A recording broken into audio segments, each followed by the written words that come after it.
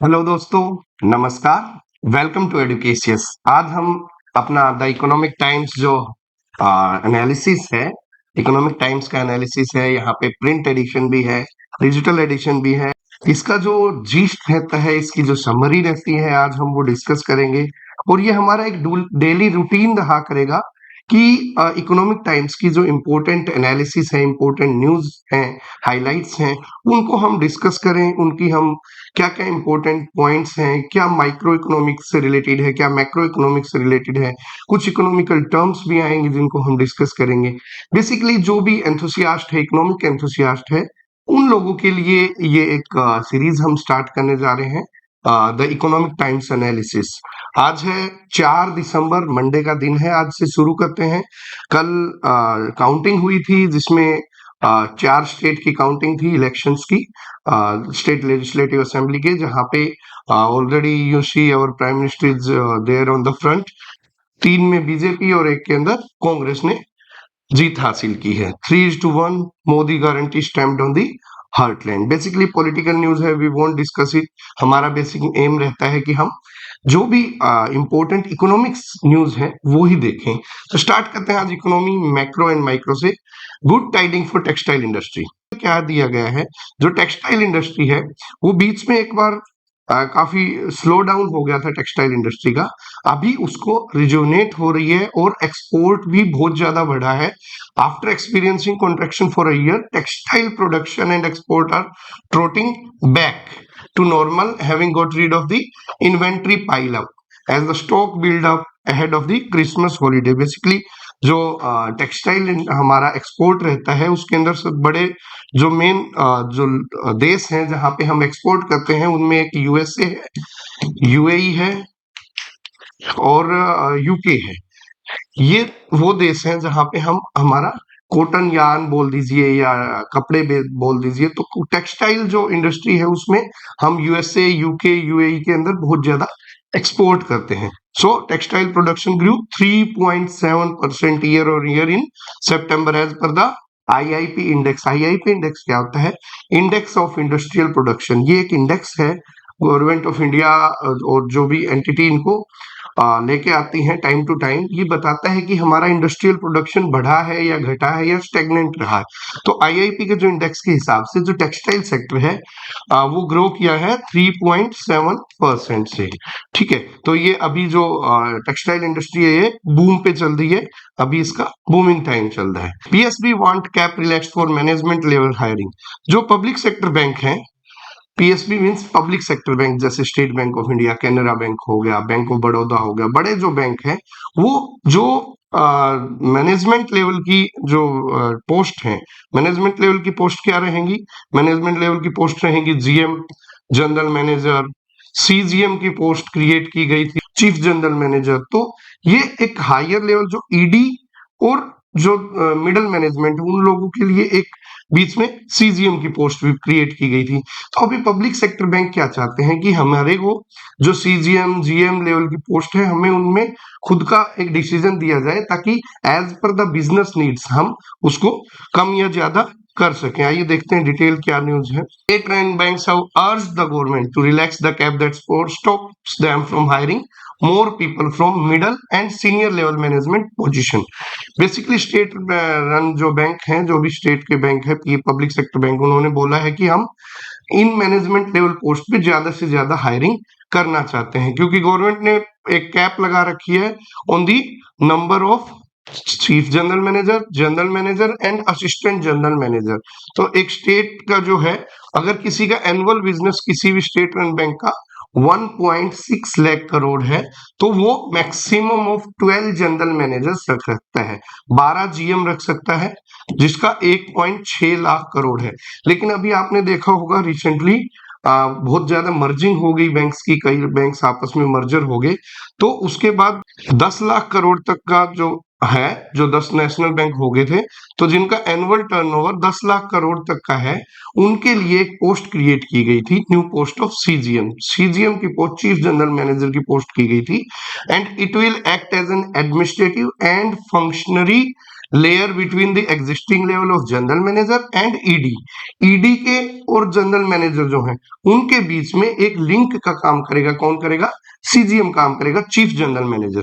लेकिन अभी बैंक हैं, उन्होंने कहा है कि हमें अपनी बिजनेस के हिसाब से, बिजनेस पोजीशन, बिजनेस के क्राइटेरिया के हिसाब से हमें इतनी इंडिपेंडेंट होने चाहिए कि हम number of GM, CGM, AGM अपने अकॉर्डिंगली बढ़ा या घटा सकें।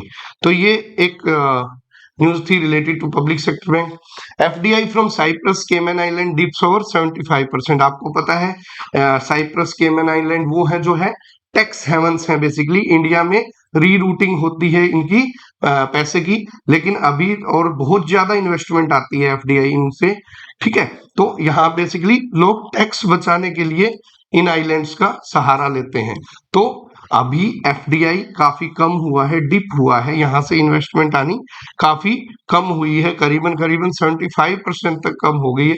FDI into India from Cayman Island and Cyprus contracted significantly during April to September this fiscal and the overall inflows decline by 24%। मतलब केमन आइलैंड और साइप्रस से तो 24% तक कम हुआ है। उसके बाद सिमिलरली इनफ्लोज फ्रॉम साइप्रस तो 95% तक कॉन्ट्रैक्ट हुआ है to $35 million during the 6-month period against $764 million last year. पिछले साल $764 मिलियन आया था, लेकिन इस बार सिर्फ $35 मिलियन, $35 मिलियन आया है। मतलब क्योंकि ये यहाँ से इन्वेस्टमेंट जो एफडीआई आती है, हम उसको ज्यादातर क्या करते हैं, वो टैक्स बचाने के लिए, टैक्स हेवन कंट्रीज बोलते हैं इनको, यहाँ से जो रीरूटिंग होती है मनी की वो होता है।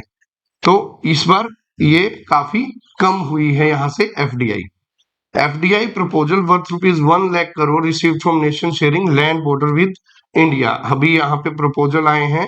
Government has received FDI proposal worth ₹1 lakh crore since April 2020 from countries sharing land border with India, and half of those applications have been cleared so far. As per the decision, FDI proposal from these countries need government approval for investment in any sector. जो हमारे जिनके साथ हमारा land sharing है, land sharing किस किस देश के साथ है?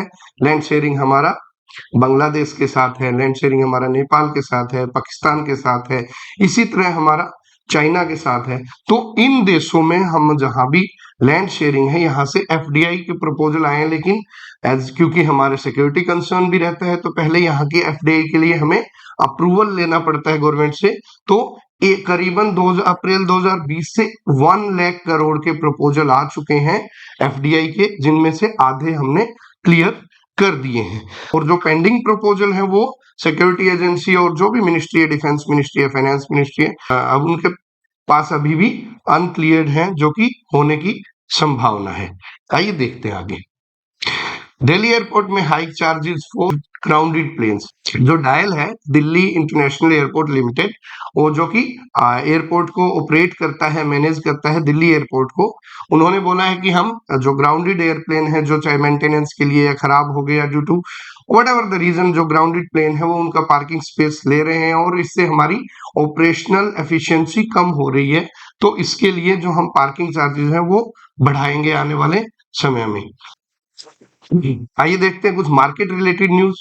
Nifty trend still positive, could head to 20,900। Nifty का आपने देखा लास्ट वीक के अंदर भी निफ्टी, बैंक निफ्टी बहुत ज्यादा सर्ज हुए, बहुत ज्यादा छलांग लगाई थी। और आज जैसे कि अभी जस्ट इस मार्केट खुलने में अभी 15 से 20 मिनट बाकी है जिस टाइम पे हम ये वीडियो रिकॉर्ड कर रहे हैं, और आज बहुत ही गैप अप, मार्केट के गैप अप खुलने की बहुत बड़ी संभावना है, क्योंकि जो रिजल्ट आया है इलेक्शन रिजल्ट, वो भी बहुत मैटर करेगा, और इससे मार्केट सेंटिमेंट्स पॉजिटिव हुए हैं और करीबन 20,900 तक की मार्केट निफ्टी के जाने की संभावना है। अभी निफ्टी करंटली 20,200 20,500 चल रहा था, अभी 20,600 पहला टारगेट है, 20,600 20,900 तक जाने की भी संभावना है।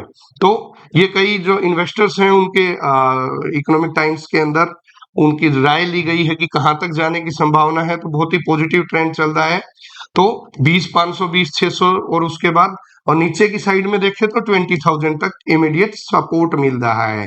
तो बेसिकली यहाँ पे क्या है, इन्वेस्टर्स को जो मिड कैप और स्मॉल कैप से बचने की सलाह दी गई है, लार्ज कैप के अंदर इन्वेस्टमेंट करने की सलाह दी जा रही है। तो 150 20,000 का नियर सपोर्ट है और टारगेट बहुत ही ज्यादा है, 20,500 20,900 तक का टारगेट है। तो जो लोग इन्वेस्टमेंट पर्पज से इकोनॉमिक टाइम्स देखते हैं उन लोगों के लिए अभी बूमिंग पीरियड है। वो कुछ जो लार्ज कैप अच्छे जो सॉलिड स्टॉक्स हैं उनके अंदर अपना पैसा लगा सकते हैं। ये रहा इकोनॉमिक टाइम्स के कुछ इन्वेस्टर्स की है।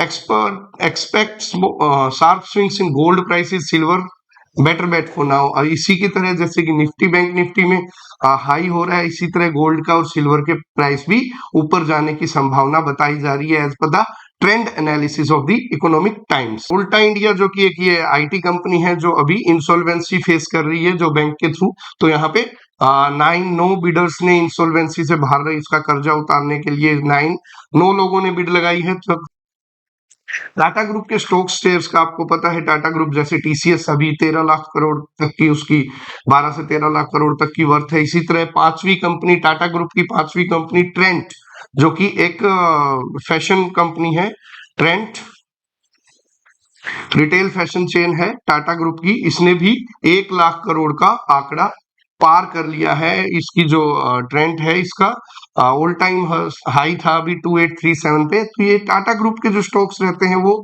बहुत ही पॉजिटिव स्टॉक रहते हैं और उसमें से एक है ट्रेंड जो कि रिटेल फैशन कंपनी है। यही जो मार्केट सेंटीमेंट है, बीजेपी के आने से मार्केट सेंटीमेंट बहुत पॉजिटिव रहेगा। दलाल स्ट्रीट के ऊपर काफी बुल की संभावना है। RBI has food for thought but likely to keep rates pause. अभी जो मॉनेटरी पॉलिसी कमेटी की मीटिंग संभावित है 8 दिसंबर को संभावित होनी है। तो कयास लगाए जा रहे हैं कि रेपो रेट में चेंजेस होंगे नहीं होंगे। तो आरबीआई अभी रेपो रेट के साथ ज्यादा चेंज नहीं करने वाली है, क्योंकि 2.5% का चेंज ऑलरेडी 250 बेसिस पॉइंट भी बोलते हैं हम इसको, मई 2022 से फरवरी 2023 के बीच में ला चुकी है। तो अभी इन्फ्लेशन को कंट्रोल करने के लिए आरबीआई ज्यादा रेपो रेट के साथ छेड़छाड़ नहीं करेगी, ये संभावना बताई जा रही है मॉनेटरी पॉलिसी कमेटी के अंदर। बेसिकली जो रेपो रेट क्या रहता है, रेपो रेट हम ऑलरेडी कर भी चुके हैं हमारे इकोनॉमिक्स के अंदर। तो रेपो रेट एक बेंचमार्क रेट होता है जिसमें आरबीआई बैंक्स को पैसा देता है। तो उसको किस दर पे पैसा देता है, किस रेट पे पैसा देता है, वो होता है repo rate, that is the repo rate. So repo rate के साथ अभी कोई छेड़छाड़ नहीं करेगी। और रिवर्स रेपो रेट क्या रहता है, रिवर्स रेपो रेट होता है जिस दर पे आरबीआई बैंकों से पैसा वापस लेता है, तो उसको बोलते हैं, वापस लेता है या बैंक से लिक्विडिटी कम कर लेता है, उसको बोलते हैं रिवर्स रेपो रेट। ठीक है। जो आपने म्यूचुअल फंड है, स्किन इन द गेम, एक टर्म है स्किन इन द गेम। ये क्या है, म्यूचुअल फंड के जो फंड मैनेजर होते हैं उनके लिए मैंडेटरी किया गया था जो सेबी ने, कि आपको आपकी जो सैलरी आएगी, जो म्यूचुअल फंड के जो फंड मैनेजर्स की जो सैलरी आएगी उसका 20%, दैट इज 1/5 आपको in the form of units of the mutual fund ही मिलेगा। मतलब आपको अगर 100 रुपए की सैलरी है तो आपको 80 रुपए तो आपकी लिक्विडिटी मिलेगी, लेकिन 20 रुपए के आपको जिस फंड को मैनेज कर रहे हो उसकी यूनिट के रूप में दिया जाएगा। So this is the term skin in the game. मतलब आपको फंड मैनेज कर रहे हो, क्योंकि पहले एक बार फ्रैंकलिन टेम्पल्टन की जो फंड्स थे वहां पे इश्यू आया था कि जो फंड मैनेजर थे उन्होंने वहां पे उसको अच्छे से मैनेज नहीं कर पाए थे, और just before the collapse of that mutual fund they brought out every penny of their invested amount. तो उसके बाद सेबी ने ये रूल मैंडेट किया था कि आपको 20% जो फंड मैनेजर हैं उनको इन द फॉर्म ऑफ यूनिट्स देना पड़ेगा। लेकिन जो स्मॉल फंड मैनेजर हैं, जिनकी जो हायर एग्जीक्यूटिव नहीं है, चीफ फाइनेंस ऑफिसर की बात नहीं कर रहे हैं हम, जो कम लेवल के जो असिस्टेंट फंड मैनेजर वगैरह हैं, उनकी ऑलरेडी बहुत कम सैलरी होती है।